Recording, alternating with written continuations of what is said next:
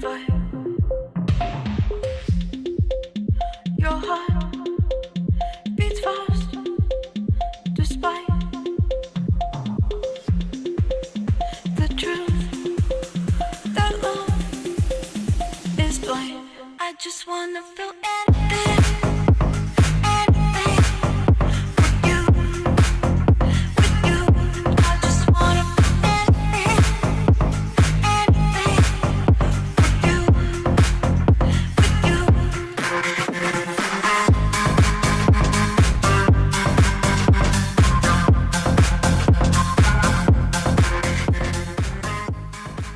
Welcome to the Clean and Filthy podcast with your host, Matthew M. Hello and welcome to the Clean and Filthy podcast, where we are clean and serene with a filthy mind in between. My name is Matthew M. I am your host, and I am an addict in recovery. Welcome, everybody, to episode number 26. Crazy.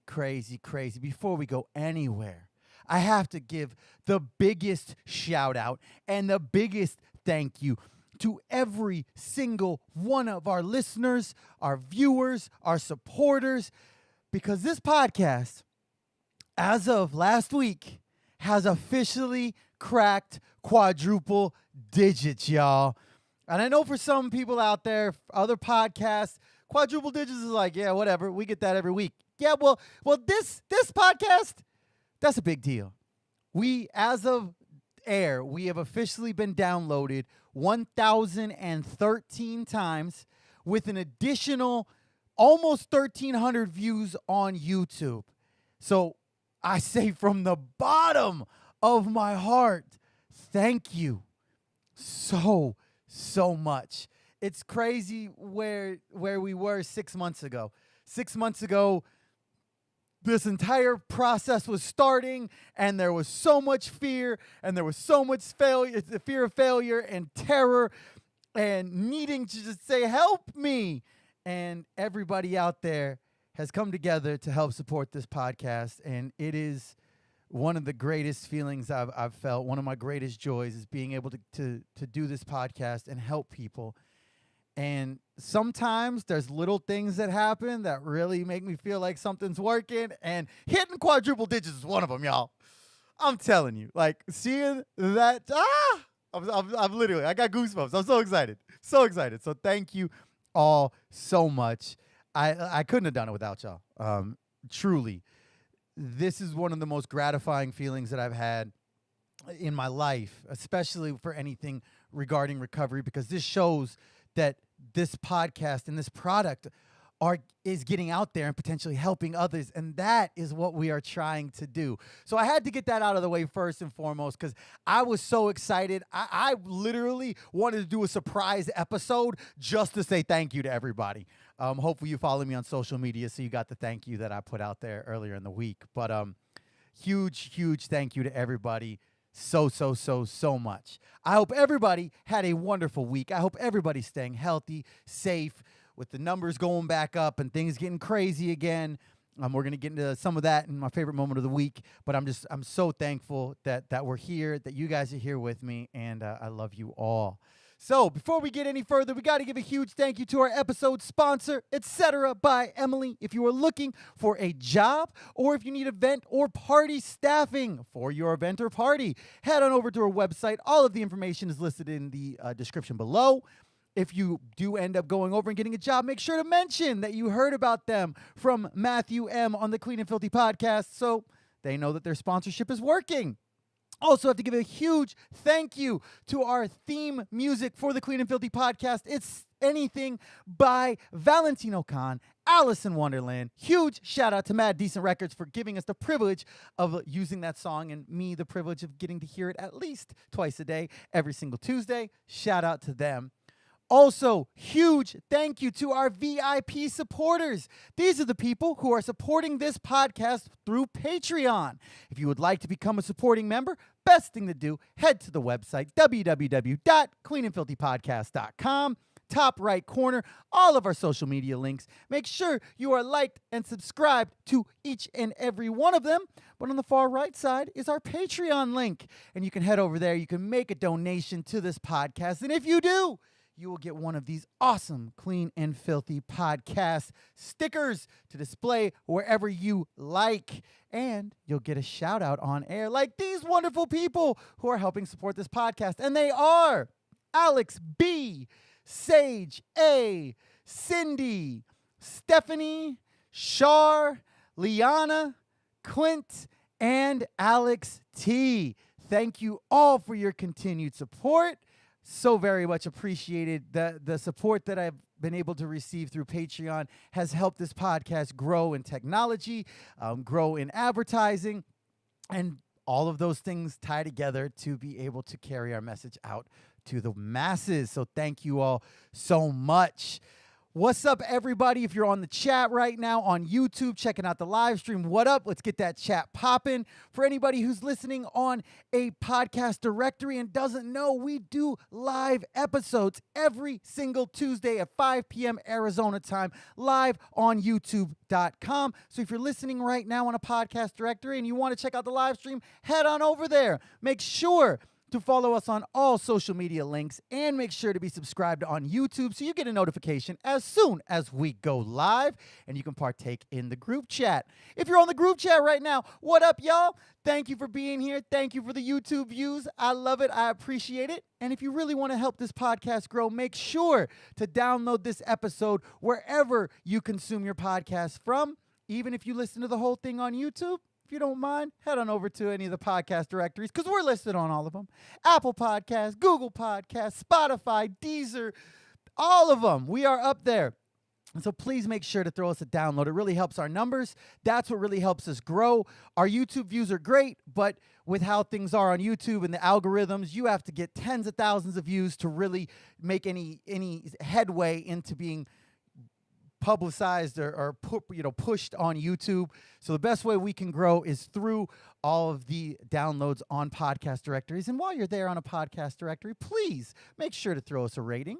If you like what you hear, I like 5-star ratings, but I like honest ratings because this is an honest program.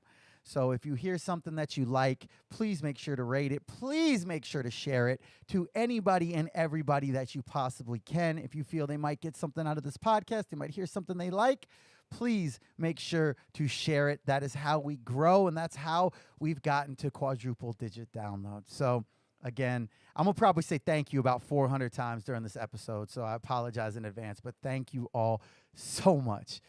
So much. It was one of those things in my mind of like, yeah, that'd be really cool to hit quadruple digits, but not really thinking of when or how it would happen.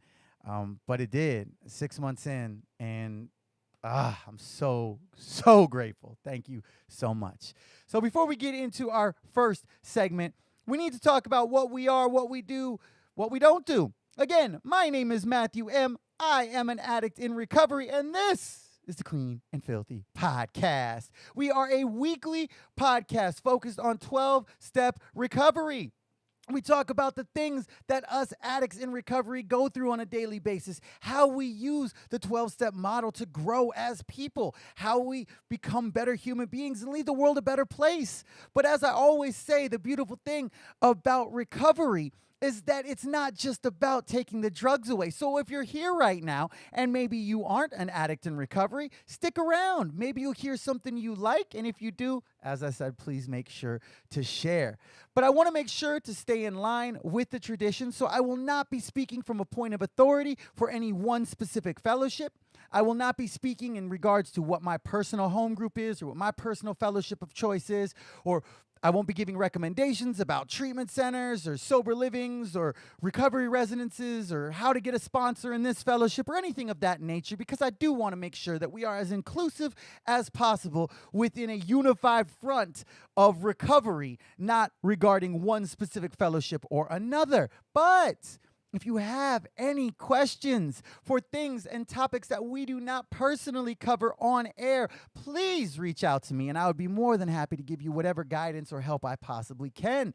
Easiest way to get a hold of me, you can email me at matthew@cleanandfilthypodcast.com, or head over to the website, as I said, check out any of the social media links, and you will easily get in touch with me. We're on all social media links, and I check them religiously. So that's what we do. That's what we don't do. I want to make sure to mention that, this is supposed to be an adjunct to whatever you're doing within your personal recovery. Or if you're not in recovery, a stop on the journey to learn more about recovery. Maybe you have questions about the disease of addiction. Maybe you have questions about what life is like for addicts in recovery.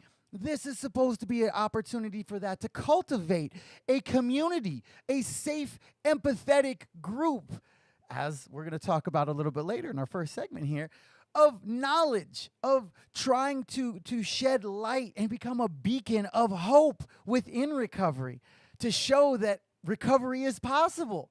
So if you have questions, make sure to ask them. Stick around. Maybe you'll hear something you like. And if you do, please share. So again, if you're an addict in recovery, welcome. You're exactly where you should be. If you're an addict who's not in recovery, welcome. Hopefully you hear something you like, and maybe it will help get you into recovery. If you're somebody who has no contact directly with the disease of addiction, welcome. Because there's always stuff that we can gain from this 12 steps, from the traditions, from these spiritual principles that we develop within the 12-step model to help become better human beings and help more people. So whoever you are, thank you for being here. Welcome. If you're somebody that just got spammed on Twitter, anytime I see somebody post need podcast recommendations, Clean and Filthy Podcast is getting up in there. So if you're one of those people, hopefully you hear something you like. Thank you very much for the download. And so that's what we got for our little intro there. I'm super hyped. It's been a great week. We got a lot to talk about today. Of course, we're going to be starting it off with our recovery and development segment. We're going to be talking about my favorite moment of the week. We're going to be answering more questions in our Ask an Addict segment. And I'm telling you right now, we have so many clean time shout outs today. Like, I'm going to need to go and procure a military amount of munitions, because we giving so many boops today, it's ridiculous. It's nuts. So that's what we do. That's what we don't do. That's where to find us. That's when we record. Let's get into it, y'all, with our first segments. Let's head to the lab for some R&D. Recovery and development. That's right, y'all. We are in our first segment. We're live in the lab. I think in my future of streaming, we're going to make a little laboratory background to put up there. Anybody who's watching on YouTube right now, you get to see the live stream. You get to see my virtual background. I think we might need to change that up. We might need to bust out some props. Maybe I'll put on some goggles and like a lab coat. I don't know. Also, anybody who is watching on the live stream right now, this shirt is not pink. It is salmon. And also, I got my hair cut. Benefits of not being in COVID protocol anymore. Yeah, feeling much more human. And I got some sleep. We'll talk about all that in my favorite moment of the week. So, what do we do in this segment? This is recovery and development. This is the part of the show where we take a different step, tradition, spiritual principle, concept, or just another general topic that those of us in recovery work through. This is all based off of the 12-step recovery model. So we're going to be talking a lot about recovery here. But like I just previously said, the beautiful thing about recovery, it's not just about the use of drugs. In fact, the use of drugs is simply a symptom of the things that go on within me and the things I have learned by being in recovery, by working the 12 steps, have been able to impact elements of my life that have absolutely nothing to do with drug use. So check it out. You might hear something you like. And of course, please go ahead and share it if you do. So as we did with the first 24 episodes, working through the 12 steps and the 12 traditions, we then came to a new topic. And we are going into the literature. Last week, we went through chapter 1. Again, I'm not going to say what the name of the book is because I don't want to identify with any one specific fellowship or another, but I will say it's our most basic piece of literature. So last week we went through chapter 1 of Who is an Addict, and today we are on chapter 2. I want to make sure to read the title of the chapter correctly. So you will hear a beep, a little sensor beep, like instead of the name of the fellowship, because I really do want to stay in line with the tradition. So if you hear that sound, do not be alarmed. It is supposed to be there. So what is the title of chapter 2, you might ask? It says, the title is, What is the Program? All right, what is the program? Obviously, we already talked about this last week. I probably should have done these chapters before I went into the steps and traditions. I kind of jumped ahead of some prerequisites when I first started developing this podcast, and rather than I kind of went from a perspective that, oh, people know what the program is, they know what an addict is, cool, let's just jump into the steps and then the traditions. Yeah, okay, I get it. I kind of fucked up. It happens. I'm learning. I'm human. I've worked the 7th step, so I get that. But I want to make sure to give the foundation and the basis. That's why last week we talked about the question of who is an addict. Because for some people out there, they might not realize that they are an addict. So this week, we're going into the program. And what is the program? As we talked about the importance of prayer, we got to talk about what these spiritual principles are first and foremost. And within this chapter, these are the spiritual principles that really directly impacted me when I was going through this. And they are the spiritual principles of unity, of fellowship. Obviously, it's, unconditional love, trust, goodwill, hope, open-mindedness, and generosity. So I want to start off with a quote. Again, I want to censor it, but it says, is a non-profit fellowship or society of men and women for whom drugs have become a major problem. We are recovering addicts who meet regularly to help each other stay clean, close quote. Again, we talked about it last week. When all of this was first written, there was not anywhere near the discussion of non-binary in terms of sexual identity. So please realize that when it says men and women, it is not being exclusionary. Yeah. It's not being exclusionary. This is just literature that was written a very long time ago. And I believe personally that at some point, some things will change within that. It should just be, we are, society of human beings for whom drugs have become a major problem. Again, just this addict's 2 cents. Not sure what they're worth, but it's my 2 cents. So I just want to make sure that's out there before anybody's like, hey, that's not inclusive. That's the reasoning. So I want to give some basics of what the program is, because there are some people out there who maybe have no idea what the 12-step recovery program really is. So first and foremost, it is a 12-step recovery model. It is a spiritual, not religious program. And this program that I'm speaking of was specifically adapted from another program that was more drug specific. The program I'm speaking about focuses on the disease of addiction rather than a specific substance. Not saying one is better than the other, not saying that one is right, one is wrong, just giving background as to what has personally worked for me. So the beautiful thing of watching the growth of our history within this program is that in 1978, there were less than 200 groups in 3 countries. And in 2018, 40 years later, which 40 years really ain't that long, y'all, there are now 70,000 meetings every single week in 144 countries.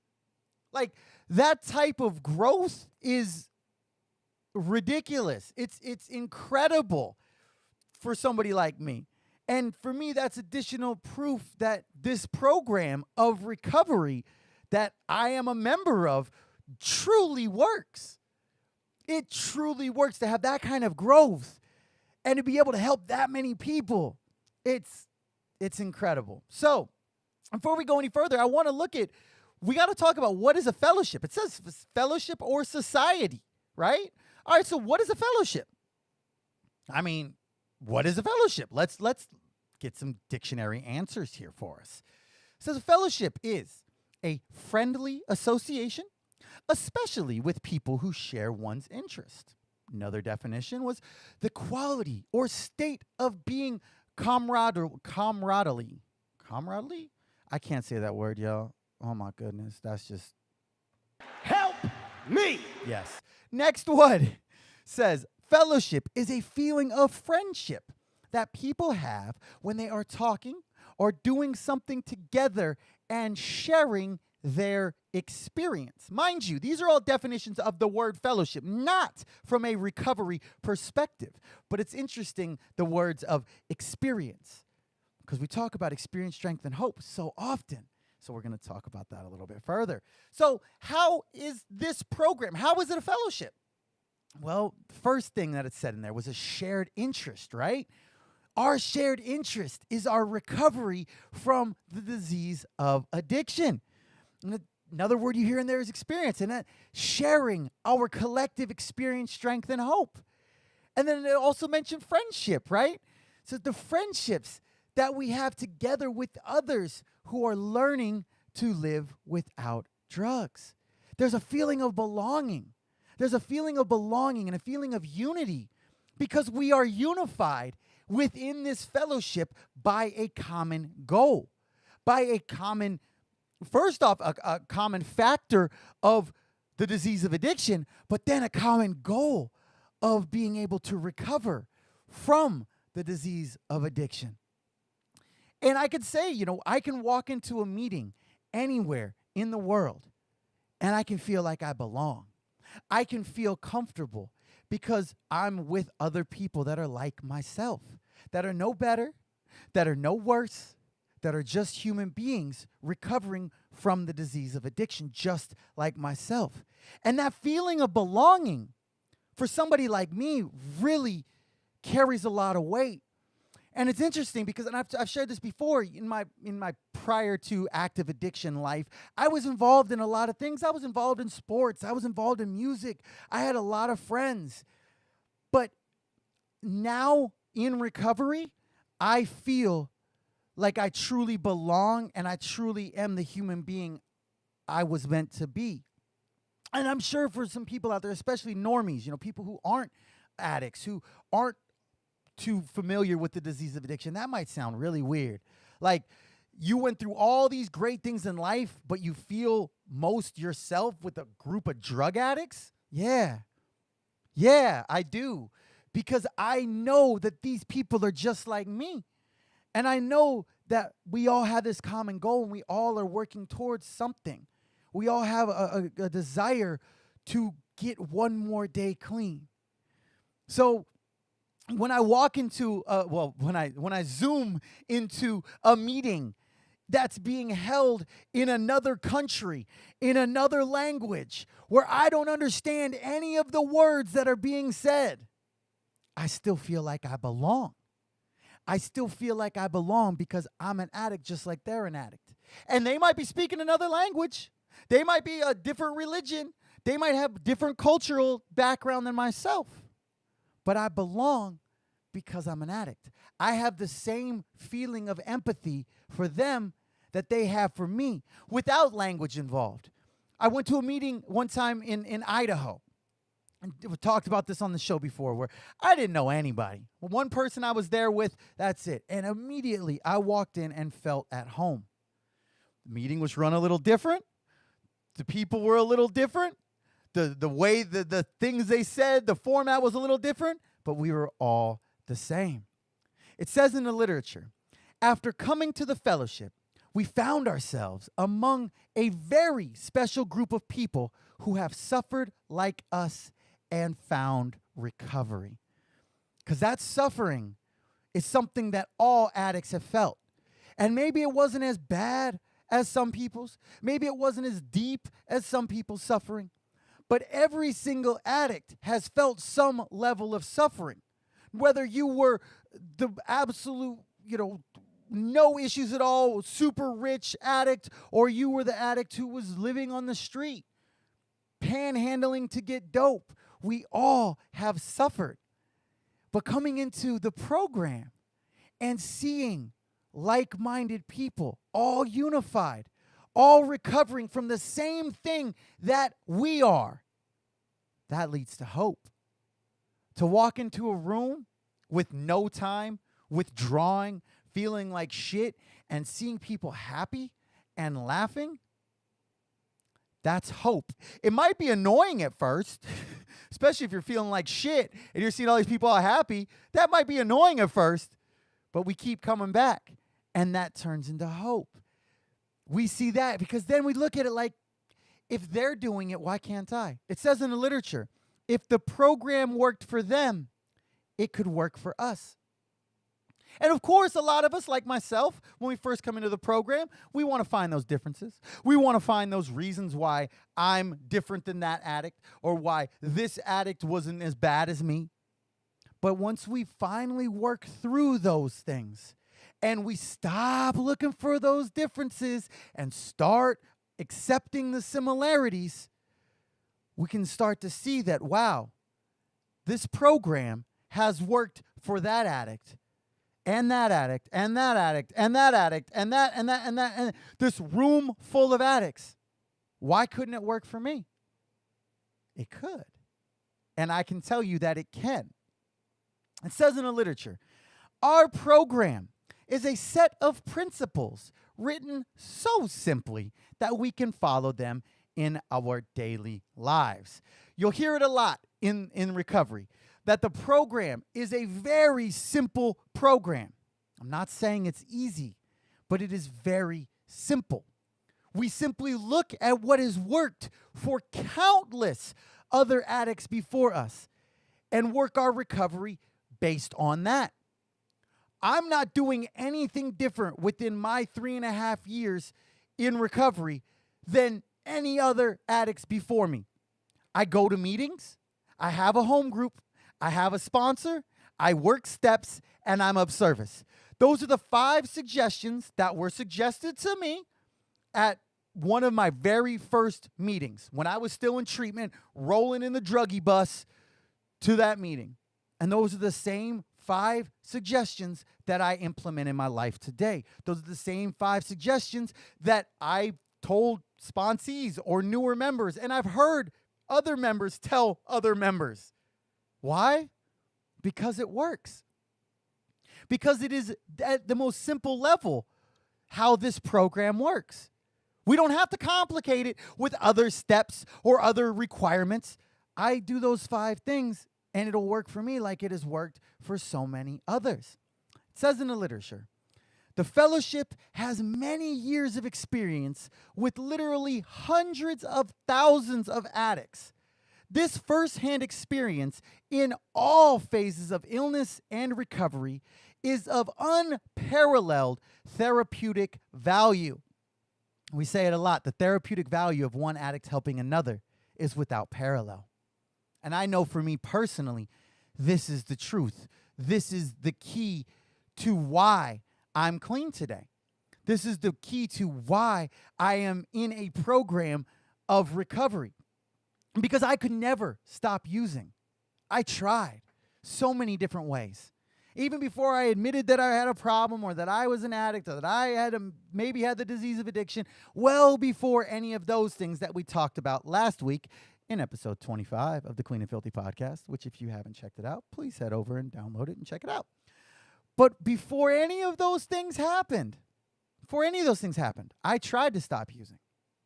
The only thing that has ever worked for this addict and for thousands of other addicts was this program.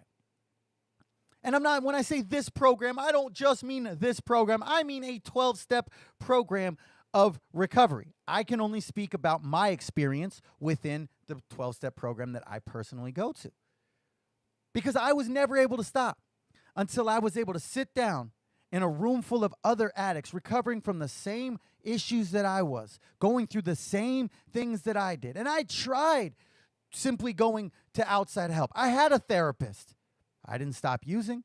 I tried switching drugs. I didn't stop using. I tried switching locations, people, places, things. I tried all of those. And nothing worked until the therapeutic value of one addict helping another. And just for today, I'm sitting here with 3.5 years clean because of that.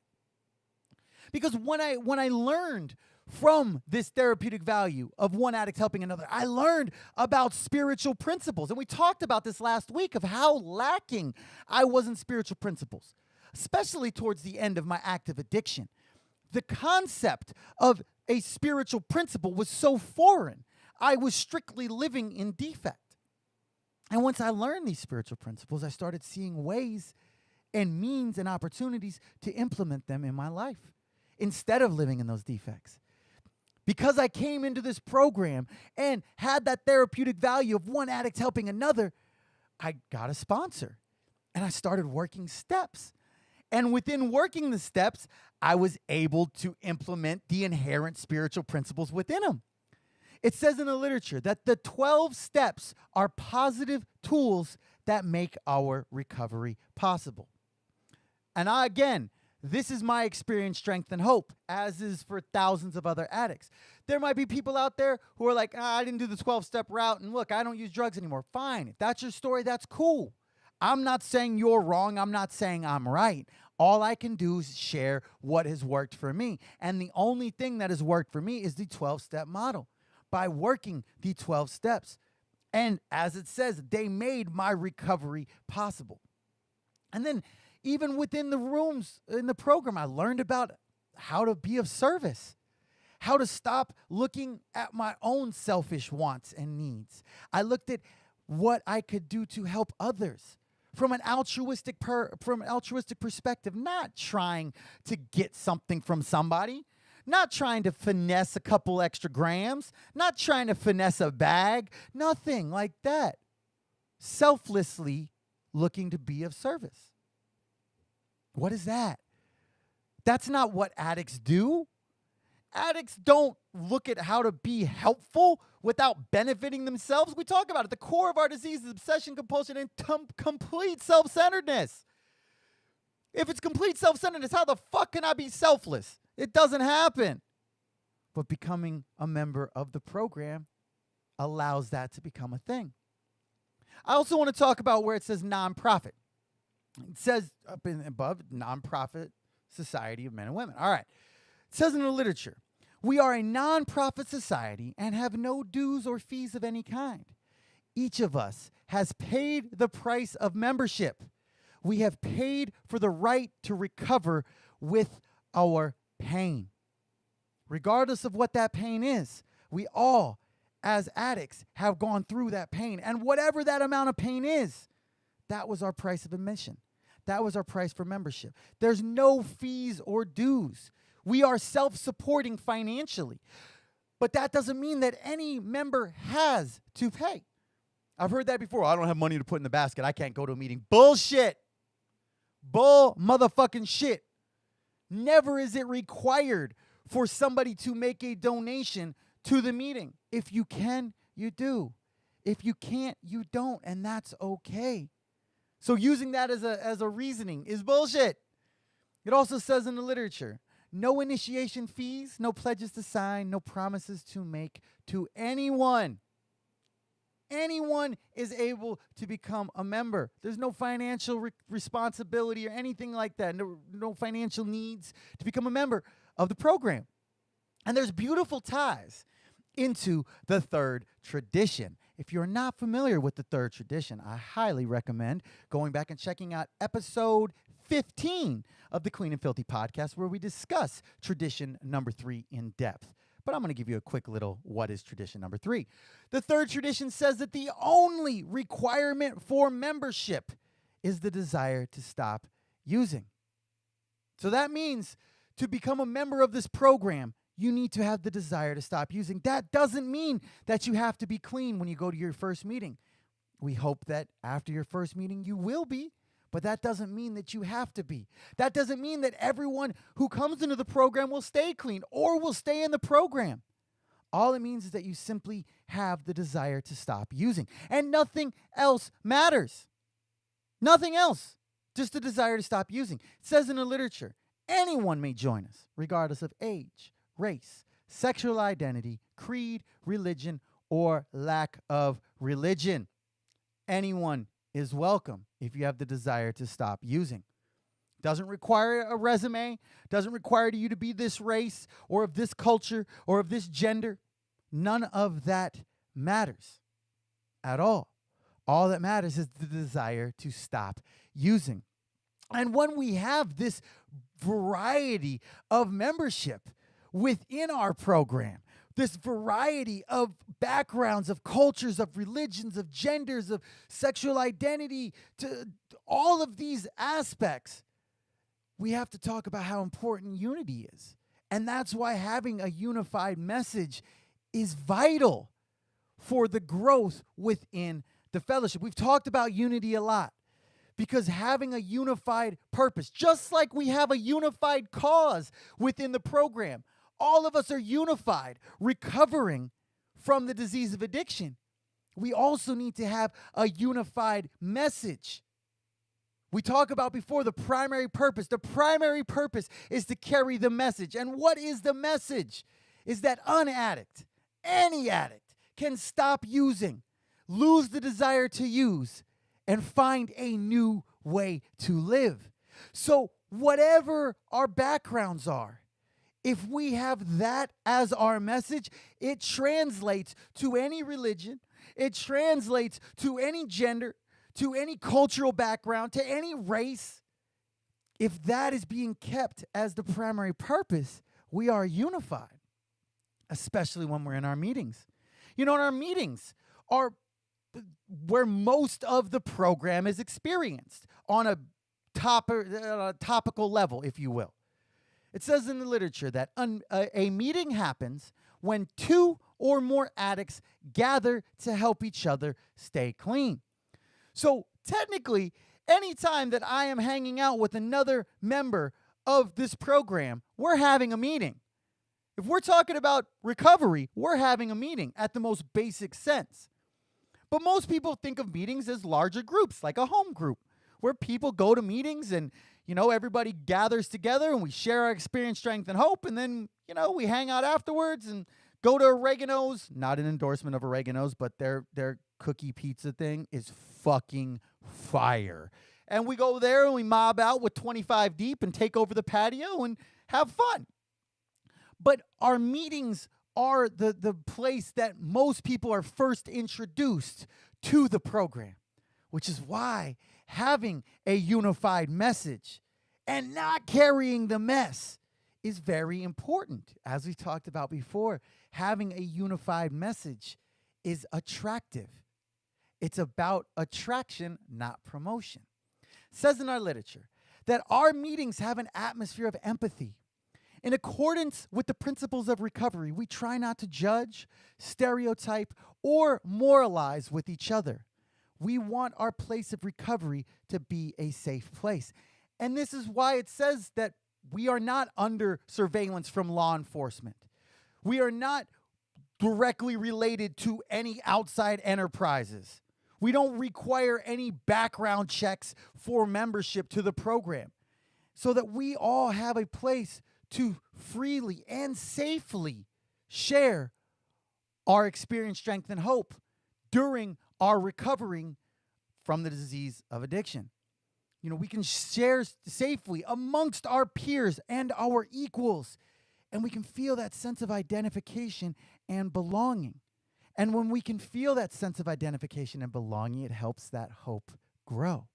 It helps that hope develop and blossom into realization and belief. And this is where we've learned from the program to share what we have learned. The meetings occur so that addicts with more time can share their experience, strength, and hope for what has worked for them to the newcomer. It's why we say that the newcomer is the most important person in the room. Because when a newcomer comes into a meeting, and a newcomer, as we talked about before, is anybody with 29 days less clean. So 29 days or less clean is a newcomer. And somebody that's never had any experience with the 12-step recovery program walks into a room and they don't know what spiritual principles are. They don't know what experience, strength, and hope are. They don't know what steps are, what a sponsor is, how to be of service.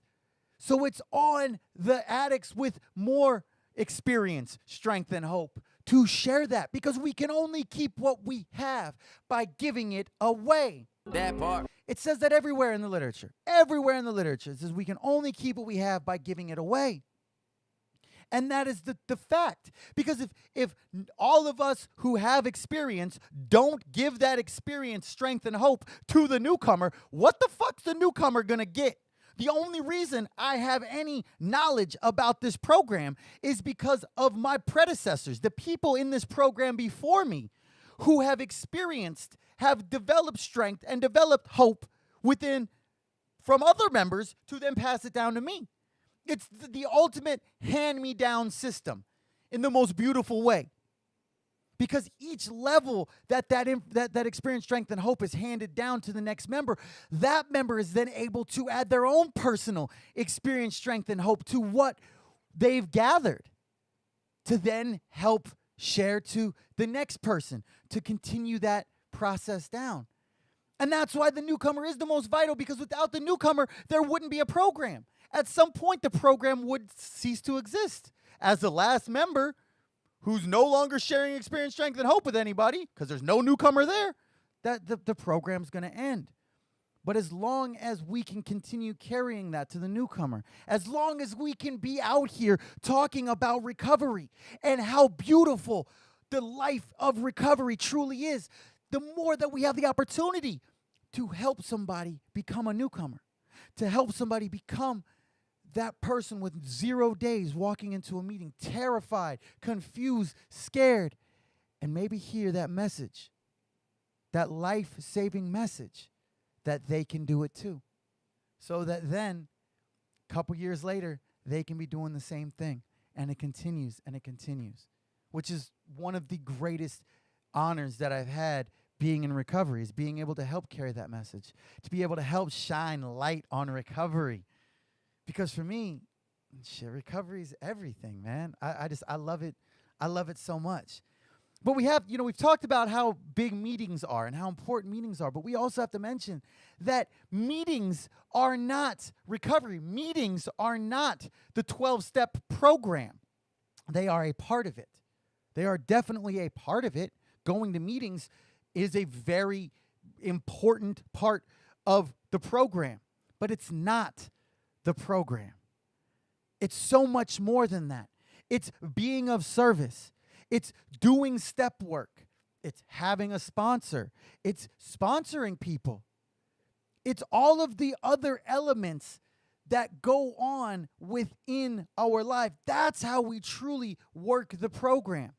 If I simply went to meetings, I might stay clean, but I would not be getting the full benefit, in my opinion, of the program.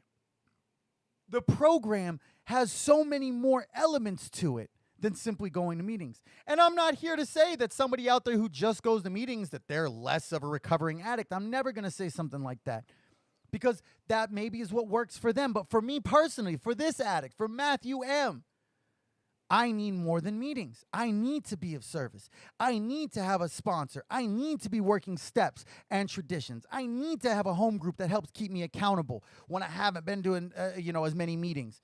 I need to have those connections and those friendships, as we talked about earlier with the definition. I need those things. For some people, maybe that isn't what they personally need, but for this addict, that's what I need. So recovery is so much more than just going to meetings for somebody like me. Because if I'm only going to meetings, I'm not doing the developmental work within the steps. I'm not learning how to be of service more. I'm not learning how to be as non-judgmental more. If I'm simply going to meetings and I'm not reading the literature and I'm not doing step work and I'm not being of service, I'm not learning how to become a better person. Maybe a little bit, but definitely not as much as from working the steps and from working the traditions and from being of service and participating in area service, regional service. Again, this is just one addict's experience, strength, and hope. I'm not telling anybody out there how they should or shouldn't recover, but all I can do is share my experience, strength, and hope with it. So I want to close up with this quote. I really like this quote because I feel it to my core. It says, "Our program is a way of life. Living the program gives us a relationship with a power greater than ourselves, corrects defects, and leads us to help others. The program works a miracle in our lives. We become different people. Working the steps and maintaining abstinence gives us a daily reprieve from our self-imposed life sentences. We become free to live. And we talk about that. We talked about that last week, that for addicts, we have 3 options: jails, institutions, and death. That is a life sentence. We are in recovery. We work this program of recovery to get one more day free from that self-imprisonment. We get one more day free from active addiction. And those one day at a time, just for today, develops new skills, new habits, new self-confidence, new spiritual principles to push out those defects, new life skills, new responsibilities, and new abilities to not just become a better person, but to leave the world a better place. And for an addict like me, that's given my life purpose. That's given my life a feeling of belonging and a feeling that I can truly help make the world a better place one day at a time. So that's what we got for Chapter 2. Give you a little bit more background about the program. I tried to keep it as non-specific as I could. But again, I can only share experience, strength, and hope about my own personal recovery within my own personal involvement and membership in one specific fellowship. So trying to juggle the traditions and not endorsing one specific fellowship while trying to give a full description about that fellowship is a little difficult. That part. But I think we did a decent job, yeah? That part. All right. Thank you, Schoolboy Q, for co-signing my question. I appreciate it. Shout out to TDE. All right. So that's what we have for our first segment of recovery and development. It is time to take off the lab coats. It's time to take off the goggles, clean out them test tubes and beakers, and we're going to get into our next segment of the week. But of course, come back next week for episode 27, where we're going to be talking about the next chapter and giving more insight as to how that develops and why it's so important. So that's what we have. See y'all next week in the lab. We are out of the lab now. All right, y'all. It is time for our next segment of the week, entitled My Favorite Moment of the Week. Now, this is the part of the show where we talk about something that has happened over the last 7 days, since our last airing date. This could be something from pop culture, from news, sports, media, social media, the world of Marvel, maybe even TikTok. I'm never going to be on TikTok. I will be on Pornhub before I'm on TikTok. That part. So this is just a part of the show where we get to talk about whatever happened. But of course, me being the non-committal type of person that I am, I couldn't just pick one moment. Fuck out of here. I got to talk about everything because that's just what I do. So this is the part of the show. We aren't talking about experience, strength, and hope. This isn't recovery-based. This is just one addict's perspective over the events of the last week. We are still not sponsored by Bang, but we're going to do another Bang ad read here. Hello, listeners of the Clean and Filthy podcast. Do you find it difficult to make it through a day of the tedious grind that is humanity and life? Do you just despise existence at times? Well, do I have a solution for you?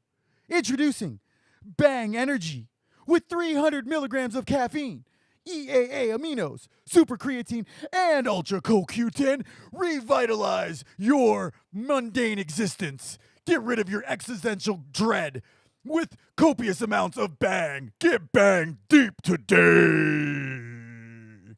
Bang Energy does not co-sign any of what was just stated, but please, Bang, sponsor me in the future.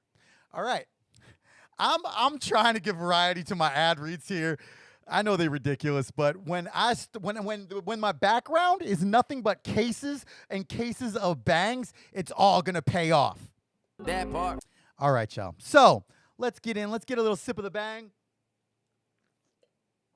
Got to make sure the pinky's up when you drink that bang. Woo. That's that bougie bang right there. Woo. All right.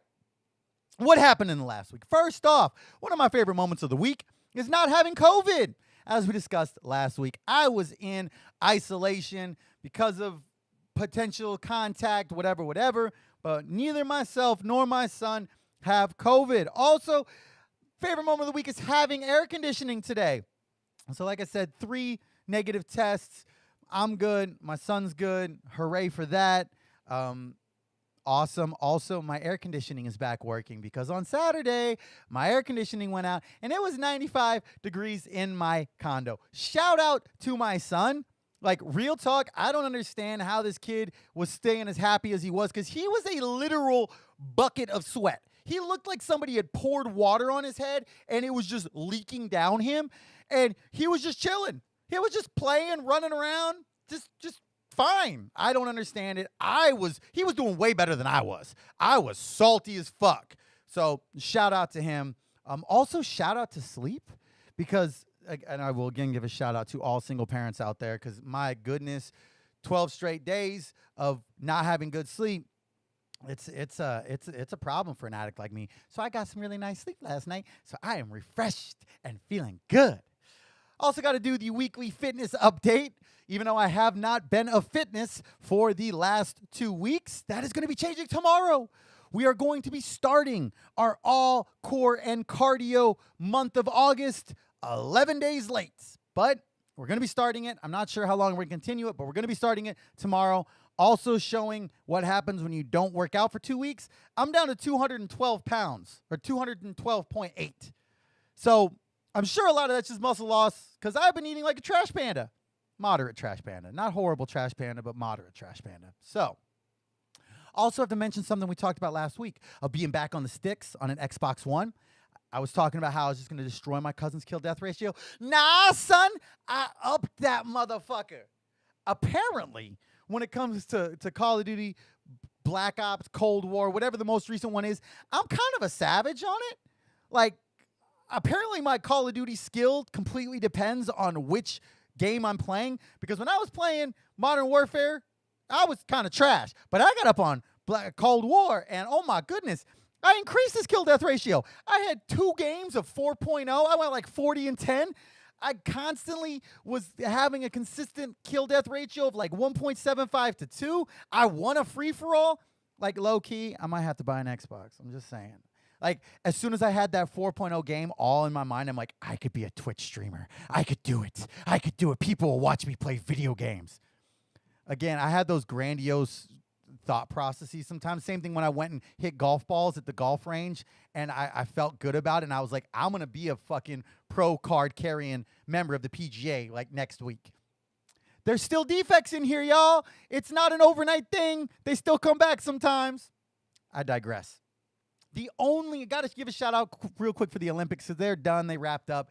I watched all of one event live, and that was the U.S. men's basketball team winning gold. They beat the French, had a little bit of a revenge game because they lost to them opening game. They beat them 87-82.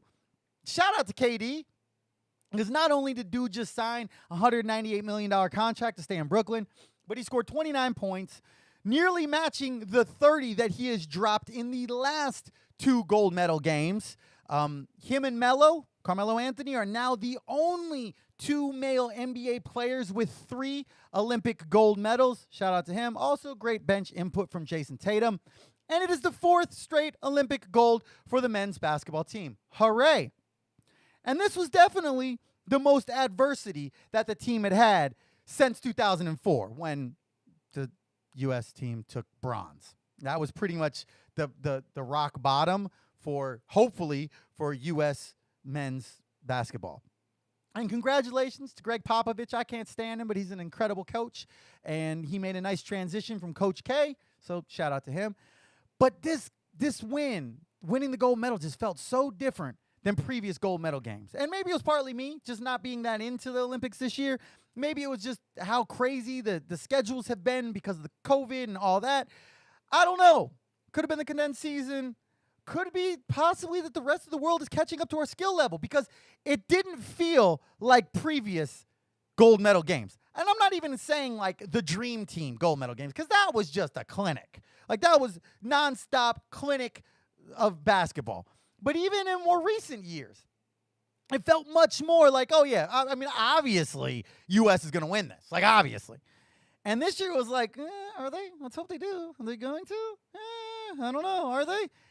I don't really know what it was, but they definitely didn't have that feeling of dominance like in the past. In the past, it felt like a damn all-star game. You know, just an all-star game of they can score at will on random, whatever. And this year definitely didn't feel that much.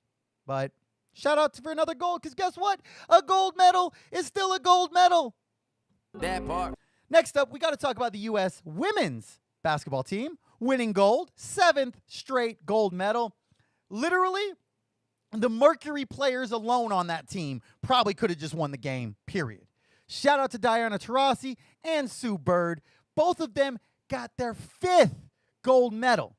And low-key, like UConn players, shout out to Gino Auriemma, because the UConn college program is so far and above any of the other women's college basketball programs. Shout out to them. I don't know what they do. I don't know if they're just like pumping super soldier serum in these motherfuckers or what, but like the UConn women are just on another level when it comes to professional basketball, period.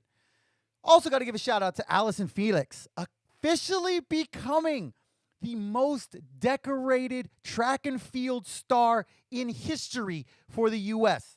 11 medals, passes Carl Lewis. That's incredible, considering the fact this was in her 5th Olympics.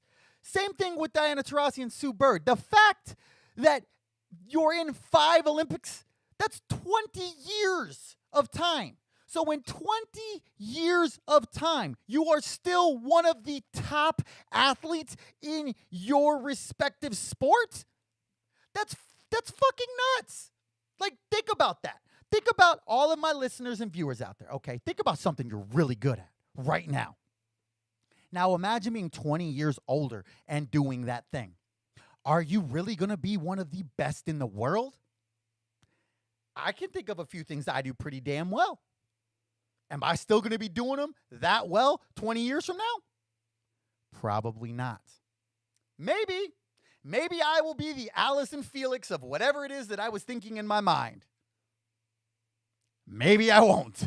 But the thought process of that, I mean, that's just nuts. To be that elite of an athlete, to be that elite in any realm, athletic or not, is impressive. But then to do it from an athletic perspective at the ultimate pinnacle of sporting, crazy. Got to give a rest in peace shout out to Bobby Bowden. He was a massive coach of NCAA football, Florida State specifically. He died from pancreatic cancer at age 91.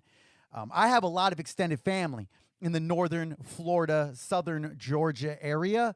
And so growing up, Florida State was always something that we, when we would be playing football for our Thanksgiving football, we'd be talking about being Warwick Dunn or, something like that. So it's sad to see him pass away because he was an amazing coach.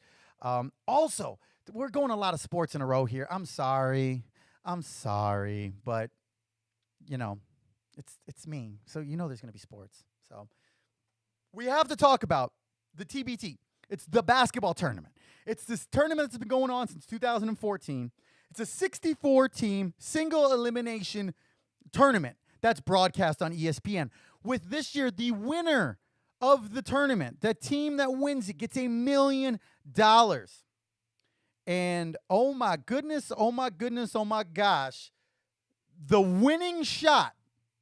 Shout out to Kiefer Sykes for hitting a buzzer-beating, game-winning three-pointer. And this wasn't like the game's tied, and I just launched up a prayer and it won. No, they were down by 2. Homie had to hit this 3 to win. So the Boheim Army wins the entire tournament. That was literally $1 million shot. Like, not some bullshit, ha, ha, ha, ha, yeah, whatever. No, that was $1 million shot that dude made. And he then parlayed that into a nice 10-day contract with the Pacers. So shout out Kiefer Sykes. We got to go into a little bit of TV here. We have to talk about episode number 7 of Rick and Morty. was called Gotron, Jerry Sis, Rick Vangelion. It was incredible. If you are not familiar with the Goodfellas, with the movie Goodfellas, or Scarface, or The Godfather, or any of the other wonderful mob-style gangster movies out there, it will not be as impressive as it was to me, to you. It won't be as impressive to you as it was to me. But if you do, if you are a fan of that genre, as we kind of discussed last week in my favorite moment of the week, but if you are a fan, oh, you will love that fucking episode. There was nods to pretty much every major gangster flick in existence. Plus, there was an awesome tie-in Easter egg nod to the show Community, which Dan Harmon was a part of as well. And Community had done a Goodfellas style episode that carried over into this. It was beautiful.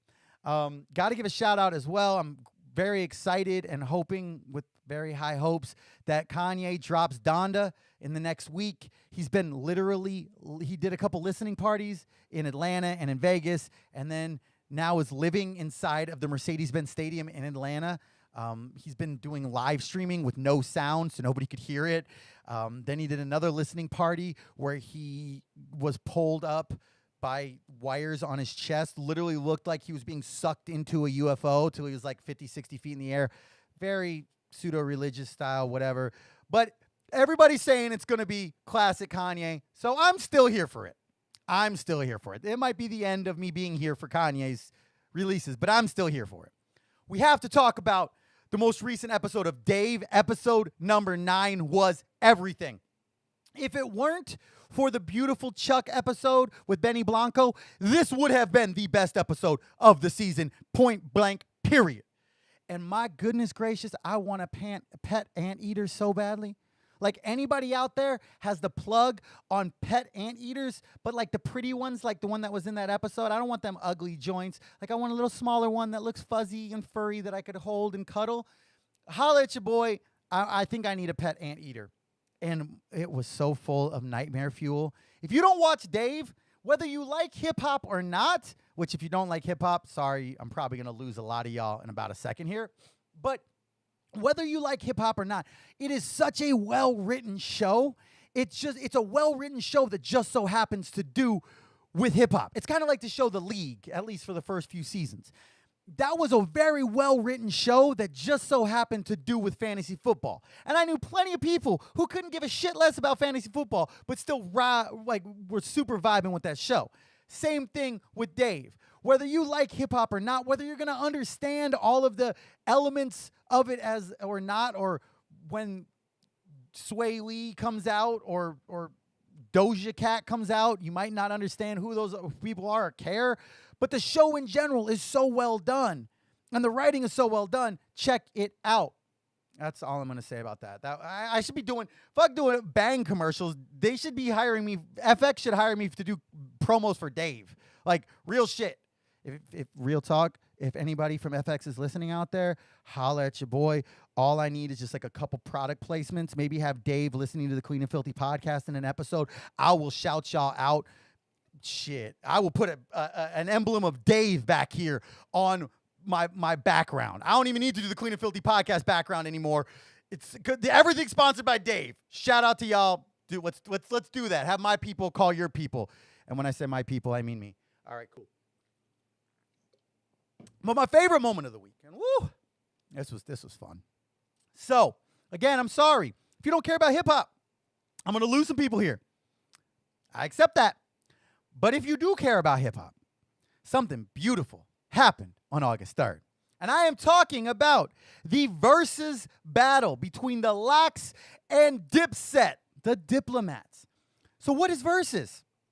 Versus was the idea that originally came up during the COVID lockdown. Actually, the idea was started back in 2017 by Timbaland and Swizz Beatz, who are two massively successful, major, all-time great producers within hip-hop and pop and R&B, dance music even. Like, they are a part of a lot of different genres. If you don't know who Timbaland is, I'd be surprised. If you've ever listened to any song by Aaliyah, Missy Elliott, Jay-Z, Beyonce, and about a billion other people, you've heard Timbaland. If you don't know who Swizz Beatz is, I would be surprised. He's married to Alicia Keys. So if you ever heard songs by Alicia Keys, DMX, Jay-Z, anybody, you've heard a Swizz Beatz song. And so at first was the idea that they were going to do this back and forth. Each one of them would play a song, whatever. It turned into, just by back and forth bragging on Instagram, they did the first versus match between Timbaland and Swizz Beatz, going song for song, back in March of 2020 on IG. Well, then it developed into a web series with actual rules where you would have 2 10-song rounds with no declared winner, but simply bragging rights, even though now technically Billboard.com does do a winner judging of each round. And it developed and grew and grew. And first it was all just being done through Instagram Live. And then it developed into, okay, we're going to have both people at the stage. But then first the sound was shitty and the video quality was shitty.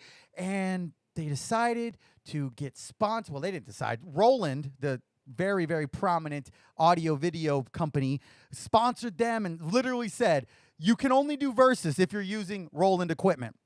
And so they were able to do that and develop more. And then they sold to Triller. They sold the Versus product to Triller, who is the parent company of TikTok, which is pretty fucking crazy that 2 dudes who simply were wanting to have a battle to talk about bragging rights were able to sell their product in the middle of a pandemic to Triller. And even though Triller has some issues right now because of that very poorly put together, botched social media boxing card, whatever, still pretty impressive. So on August 3rd, at Madison Square Garden, in the mecca of hip-hop, 2 of my favorite groups in hip-hop history went at it. And we had Michael Buffer there announcing it like it was a prize fight. And we had the Lox and we had Dipset. Well, who are the Lox, you ask? Well, let me tell you.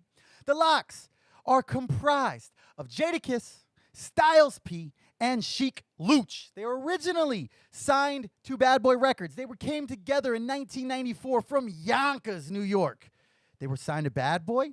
They then were signed to Rough Riders. And all 3 of them, they have fire. Listen to their verses on the Puff Daddy and the Family song, All About the Benjamins.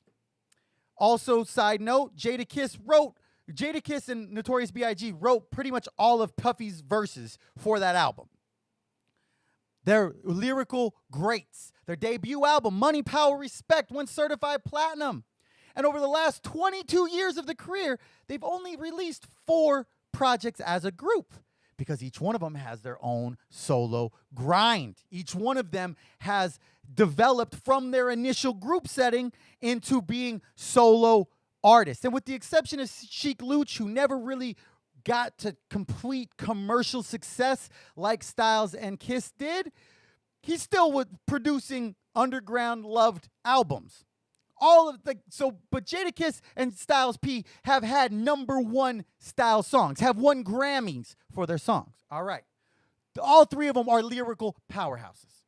Well, who's Dipset? Commonly known as the Diplomats. Formed in 97 out of Harlem. We got Cameron. We got Jim Jones. We got Freaky Zeke, and we got Juelz Santana. First album was released in 2003. Diplomatic Immunity, certified gold. One of my favorite albums of all time. Literally, I'm going to go listen to it after this. One of my favorite albums of all time. And it was a different vibe for the Diplomats because with the Lox, they came in as a group, and then each one of them did their solo thing. But Dipset, they essentially came out because of Cameron being signed to Rockefeller Records. And therefore, he got put on. He's like, well, yo, put my homies on. Let's do this group. And so it's interesting that they both had completely different ways of gaining public knowledge, or gaining public preference, if you will. One came up from a group perspective and splintered. One came up solo and collected, I guess is the best way to put it. You know, because Cameron was already an established artist. And then Juelz Santana and Jim Jones ended up both establishing massive solo careers. Relatively, we're not talking Jay-Z level massive, but respectably. And I'll say Freaky Zeke, he's a part of the group, but man, he's just a hype man. That's all he is. And that's cool. Do your thing, Freaky. That's cool. But he's just a hype man. And they were really only a group till like 2007. And then egos and record contracts and people's contracts being bought out and people feeling some kind of way about some kind of thing and getting in beefs, they essentially broke up in like 2007. So they were only really together releasing music for about 5 years when you include the mixtapes and all that stuff. So going into the battle, obviously all three of the Locks are far better lyricists than anybody within Dipset. And I'm not saying that Cameron doesn't have some hot bars here and then. I'm not saying Jewels doesn't put together some bangers. I'm not saying that Jim Jones, he's actually had some pretty good verses. But song after song, the Locks are just better in terms of lyrics. That's just what it is. But I'm a Dipset dude. In the 2000s, y'all, my car license plate said Dipset, Dipset, Dipset. I had matching bandanas for every one of my outfits like I was Jewels. I used to rock mad pink throwback jerseys like I was Cameron. Like, early 2000s hip-hop was my favorite time of hip-hop. So I always felt Dipset had better songs than the Locks did, collectively. Yes, the Locks would have better lyrics, but for true bangers, let's go type of things, I was like, I'm riding for Dip, let's do it. And I'm here to say that Dipset took the L, like massive L. The Locks absolutely destroyed him. First off, before we even go anywhere, it looked like Dipset hasn't rehearsed as a group in years. It literally looked like there were just four random dudes kind of meandering around the stage, not knowing who was going to hop in on what part of the song, who was doing the ad-libs, who was actually putting the words to the verse. If you look at the beginning of it, and I will say it progressed, it got a lot better. Dipset looked a lot better towards the end. But in the beginning, oh, it was almost sad to watch. Like, they literally were just like, eh? Where the Locks came out like a well-oiled machine. Everybody knew what they were supposed to be saying, when they were supposed to be saying it. Let's go. So from the jump, things are already looking a little shaky. Then, one of my biggest pet peeves when it comes to rappers performing. Dipset were rapping over their full songs. So in other words, their entire song with all of the lyrics were being played over the speakers and they were screaming into the microphone lyrics over the top of that. I fucking hate that shit. Whereas the Locks were rapping over instrumentals of the songs on about 85% of the songs. To me, that's one of my biggest pet peeves. Like, I hate when rappers are performing at a concert and they're essentially just fucking karaokeing their own shit with the lyrics in the background. Like, I can do that in my car. I can put on a song and I can rap the lyrics the exact same. Why am I paying to see a fucking person perform? I want to have the instrumental go and now you perform, period. I don't want there to be words in the background because, for one thing, it shows when you're off time. It shows when you fuck up a lyric, which Dipset constantly did, and the Locks did not. And I'll admit it, when Jada said from the beginning, this fight is fixed, he wasn't wrong. He wasn't wrong. And it felt like Dipset really didn't show up for the first hour. And I know part of that is because Cameron showed up 30 minutes late, then almost didn't perform because he was trying to get into Madison Square Garden with like 50 deep in his entourage, and they're like, nah, bro. So he was planning on leaving. He wasn't even going to be at the verses. But heard Michael Buffer announcing the Diplomats and decided to stay. But even then, he didn't really look like he wanted to be there for the first 45 minutes. Jim Jones looked like he was just so fucking high that he had to let his brain stop being cloudy after about 45 minutes. Jewels looked like he was still trying to figure out what other random shit to put onto his outfit that looked like it was about 8 different outfits for the first 30 minutes of that fucking battle. And Freaky Zeke was just doing what Freaky Zeke does. Bless him. Great hype man. Just Freaky Zeke in it. But the Locks came out swinging. There was no warm-up. There was no build-up. It was from the jump, let's fucking go. And they went. Oh, they went firing on all cylinders from the jump. And I will say that towards the end, Dipset definitely did come back, and it became a much closer type of back and forth, if you will. I will say that. But for the first 45 minutes of the 2-hour set, it was so lacking. And even Jadakiss even said at one point, he's like, yeah, all right, y'all got a couple songs, but now it's 25-2. The fight is fixed. It's over. And I will say that is true. Like towards the end when Dipset started to come up, that was awesome.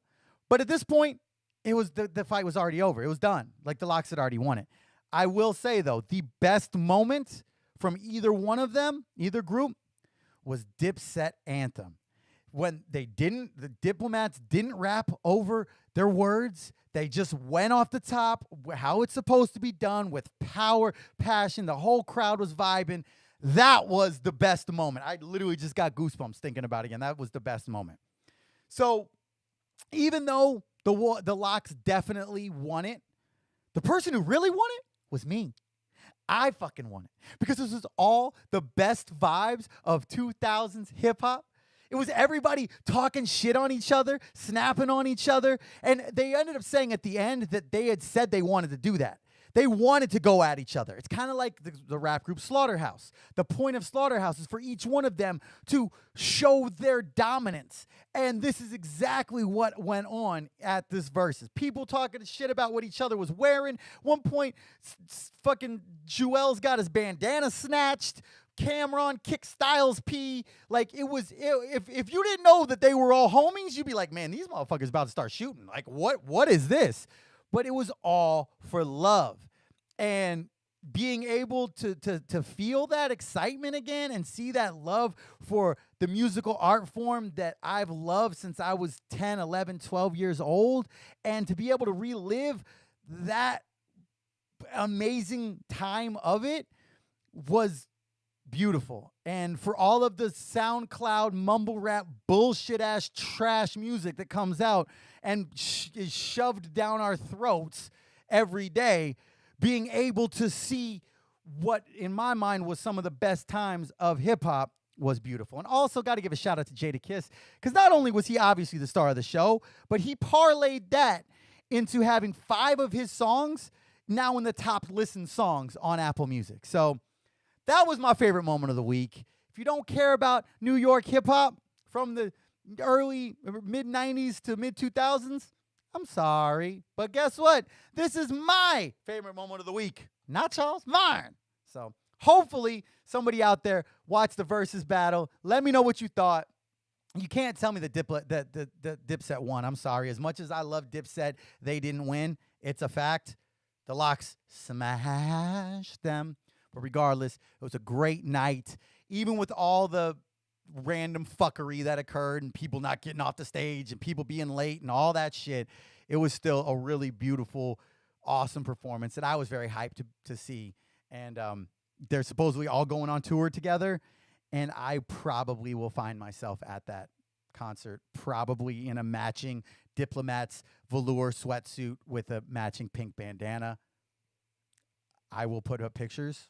Yes. So that's what we have for my favorite moment of the week. Come back next week. We will be talking about more things from the world that happened over the last week. So if you have anything exciting, any good memes, any good TikToks, send them over to any of my social media accounts. Again, you can get to all of them from the website, www.cleanandfilthypodcast.com, and get all of them there. So we'll be back next week. But now it is time for our next segment of the show.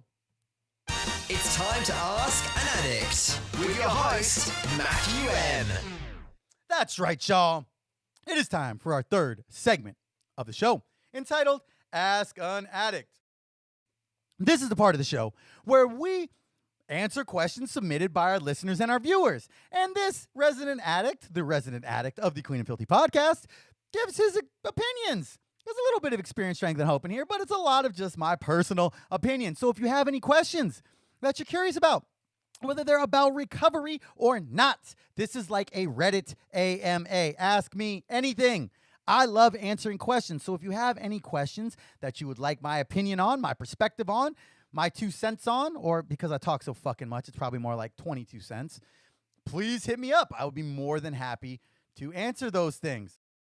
Best way to do that is by going, again, to the website or through any social media, or email me, Matthew@CleanAndFilthyPodcast.com. So, what is the first question that we have? First question we have. Whew, we've had a little break from Marvel, y'all, but it's starting to creep back. First question says, of the announced Disney Plus Marvel shows, what am I most excited about?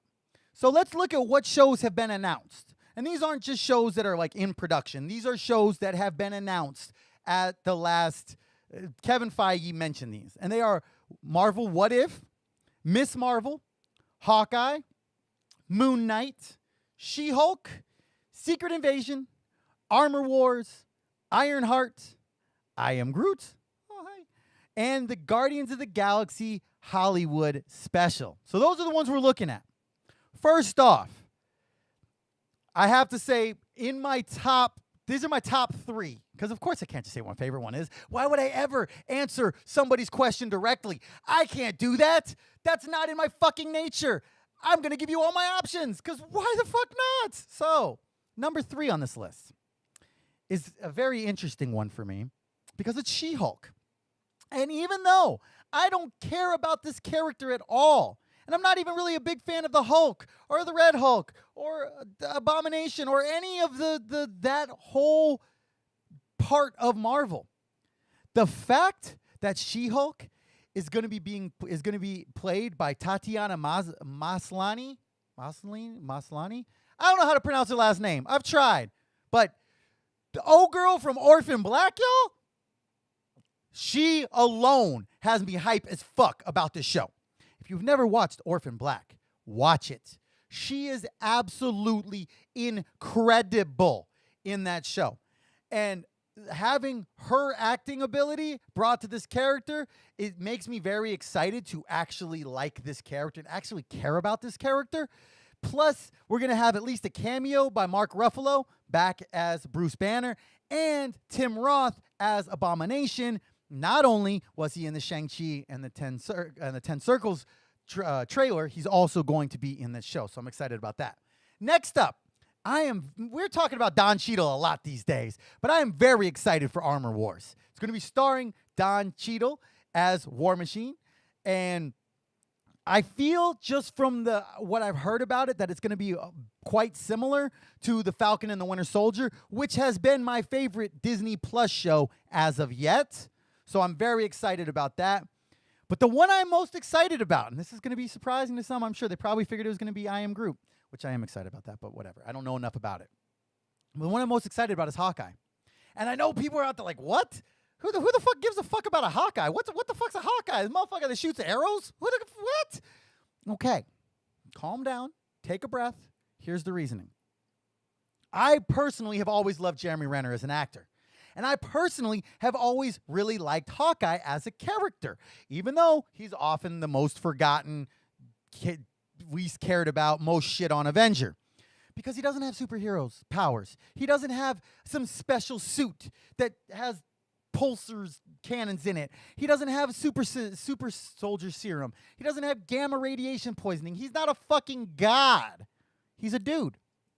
He's a dude who's really good at what he does. And we talked about this before in my review of Black Widow movie. I vibe with that. I vibe with that where I'm just a dude.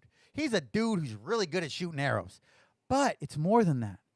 Because I'm really hopeful that this show is going to go into his transition into the character of Ronin, which is what happened at the end of Endgame. A lot of people didn't understand why is Hawkeye, who's always been bow and arrow type shit, now running around with a different haircut and a samurai sword. It's because he was Ronin, which is a huge moment and one of my favorite things within the comic book history of this character.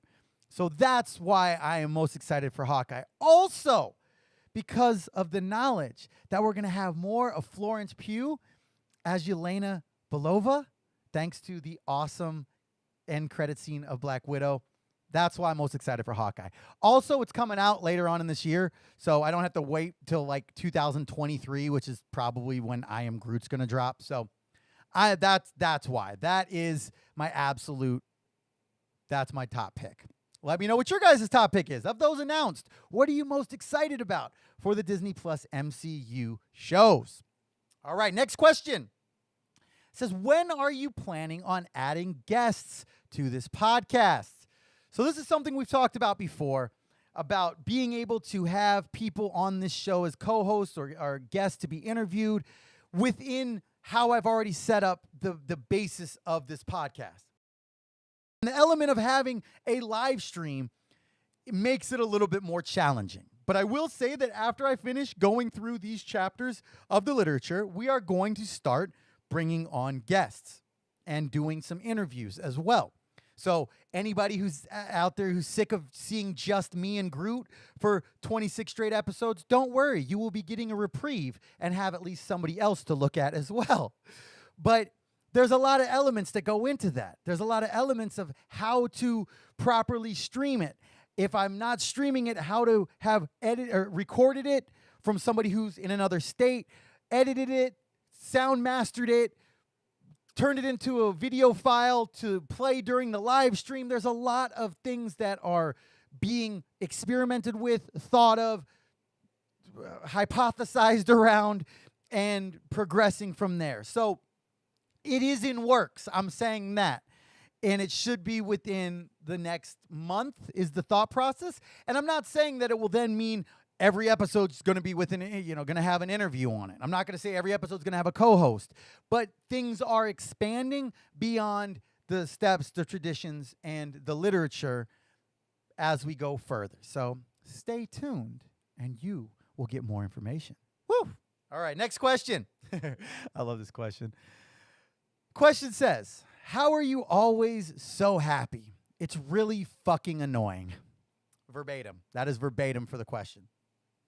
And this is a funny thing because I've heard this a lot. I've actually heard this exact statement from multiple people in recovery over the last 3.5 years. And there's a lot of elements to it. One of them is perspective, which we'll talk a little bit more. But another one is the fact that today, just for today, I choose to be happy.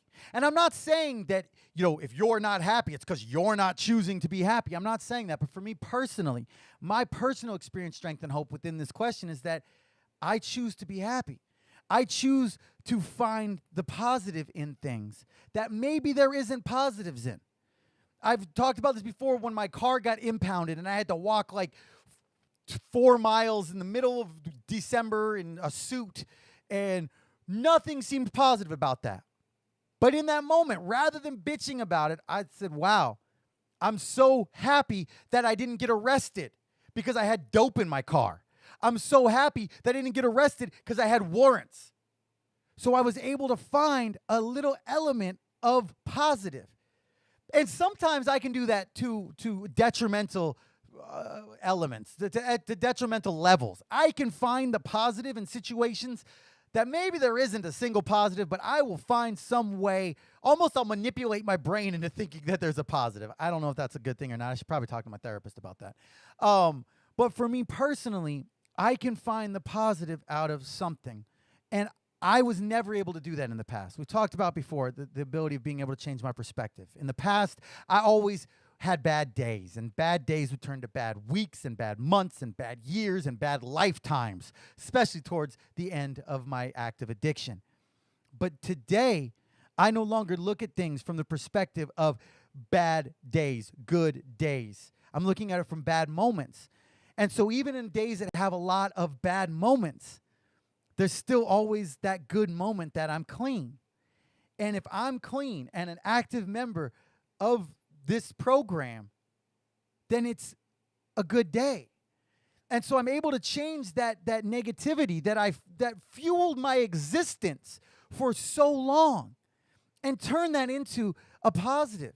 I've now been able to let go of looking at things only from a negative perspective and from a fear and a shame and a guilt and a terror and a worry perspective, and look at it from a positive, like whatever happens today, if I stay clean, that's a positive enough that it was a good day. If I stay clean, I'm making the choice to stay clean. I'm making the choice to make it a good day. I'm making the choice to be happy.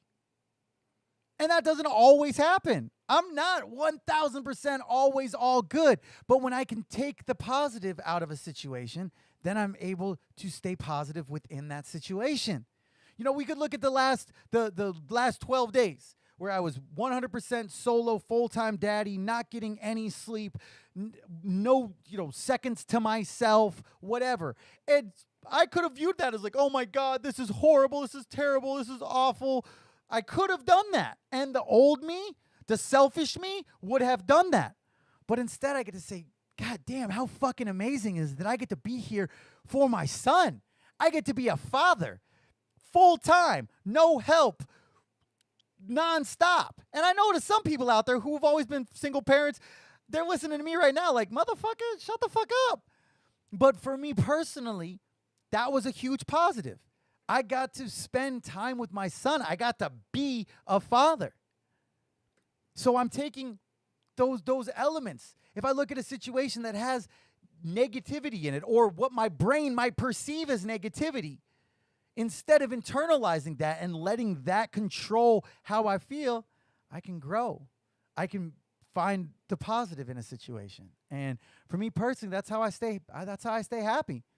That's how I stay happy. If I can constantly recenter my perspective and look at the perspective of things from a glass half full perspective, then I will inherently be happier. And I'm not saying that if you're somebody out there listening who doesn't do that you're wrong. I'm not saying, you choose to be unhappy. I'm not saying some shit like that. I'm saying for me personally, my experience, strength, and hope on it is that I could choose to be miserable in a situation. I could choose to be horribly unhappy. But when I look at where my life is it where I want it to be? No.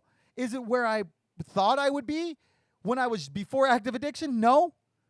But it's a lot better than what it was. Not comparing it to anybody else, just comparing it to myself. It's a lot better than where it was. And that is a positive. And if I stay in that positive, I stay happy. So, sorry it's annoying to people. I know it can be annoying at times. But I'm just a happy type of dude. So, sorry. That's what we got for this segment of Ask an Addict. Come back next week where we will answer more questions submitted by our listeners and our viewers. If you have any questions that you would like to be answered on air, send them over to your boy. Be more than happy to answer them on air. Already mentioned multiple times how to get to the website, how to get to the social medias. So I'm not going to do it again. Just scroll back about 30 seconds and you'll hear it again. Boop.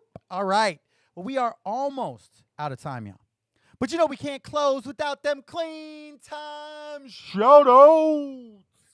This is the part of the show where we celebrate different members who have gained extended amounts of clean time, the universally recognized milestones within 12-step fellowships. And those are anybody as a newcomer with 29 days or less clean. Most important people here. Next up, we've got 30 days clean, 60 days clean, 90 days clean, 6 months clean, 9 months clean, 1 whole year clean, 18 months clean, or multiple years clean, which is 2 or more. We also like to celebrate big whole numbers because that's a big deal. And I like giving out shout outs. So we celebrate if you got a big whole number, 100 days, 500 days, 1,000 days, 10,000 days, 1,000,000 days, whatever. Maybe you live in multiple timelines or some shit. Maybe you're a vampire in recovery. I don't fucking know. But regardless, we like to give out shout-outs here. So if you have a clean time celebration coming up between now and next Tuesday at 5 p.m. when we go live, make sure to send it over to me on any social medias so we can give you a shout-out here on air. I'm telling you right now, we got a whole list today. So we had to get a nice drink. We got to get another one. And we are ready to go, y'all. All right. First and foremost, we got 3 newcomers. 3 newcomers this week. First up, we got my boy Dustin as a newcomer. Well done. Next up, we got from Twitter, Jason G as a newcomer. Well done. Next up, as a newcomer as well, we've got Brian H. Well done. Just stay. And then coming in with 30 days clean, we got Sophie. Yeah, well done. And also with 30 days clean from Twitter, we've got Veronica H. Hell yeah. And then with 60 days clean, we got my sponsee Jay. Yeah. And then from Twitter, dude's got a great name. His name's Matthew as well. With 100 days clean, we got Matthew. Well done. And then with 100 days clean, we've got Lizzie R. Hell yeah, triple digits. Let's go. Next up with 6 months clean, we got my sponsee Brian with a Y. Hell yeah. And then with 9 months clean, we've got Amy. Well done. And then from Twitter, with 1 year clean, we got Stephen Y. Boop. We do them boops for each year. And with 1 year clean, we've got Mila. Boop. And with 1 year clean, we've got Winston S. Boop. Hell yeah. And then with 2 years clean, another dude with a great name. It's funny, there's so many Matthews in recovery. I have to name people different things. This dude really likes trance music, so he's known as Matt Trance in my phone. So my boy Matt Trance with 2 years clean. Boop, boop. Well done. And then also with 2 years clean from Vegas, we got my boy Joe. Got to give a shout out to him as well, because when the pandemic first started, he was instrumental in keeping my old home group active online. So Joe, shout out to you first. And then also 2 years. Boop, boop. Yeah. And then with 4 years clean, we got Jason R. Boop, boop, boop, boop. Yeah. And then with 5 years clean, we've got Michelle B. Boop, boop, boop, boop, boop. Yeah. And we're going back to Vegas because with 8 years clean, we got Richard H. Boop, boop, boop, boop, boop, boop, boop, boop. Whew, reload. All right. And next up, with 11 years clean, we've got Anthony S. Boop, boop, boop, boop, boop, boop, boop, boop, boop. Well done. And finally, with 13 years clean, we've got Angela. Boop, boop, boop, boop, boop, boop. There we go. Well done. Shout out everybody who picked up clean time today. If you didn't pick up clean time today, don't use and you will. Literally how this shit works. God, I'm so hyped right now. And remember that every single day clean is a successful day. That part. Truly. That part, that part, that part, that part. I'm just saying. Well, y'all, we are just about out of time. We are officially to the end of our show. I want to give a huge thank you to everybody. Again, thank you so much for the downloads. Quadruple digits is nuts to me. To an addict like me who 3.5 years ago had no life, and now being able to do something to help others and being able to touch people's lives, and it means everything to me. So I really, really appreciate all of the support. I love each and every one of you. If nobody's told you that today, I love you. And I really appreciate you being a part of my life. You know, I always say what I can't do alone, we can do together. And thank you all. So again, huge thank you to our episode sponsor, Etc. by Emily. Huge thank you to this amazing song, Anything, by Valentino Khan, Alice in Wonderland. Check out all the information, both of them down below. Thank you all for being here. I'm so excited that we get to continue this journey, and I really hope that everybody comes back next week when we do episode 27. If you heard something you liked today, please make sure to share it anywhere and everywhere. Follow me on all social medias and download from any podcast directory. We will be live next Tuesday, 5 p.m. Love you all.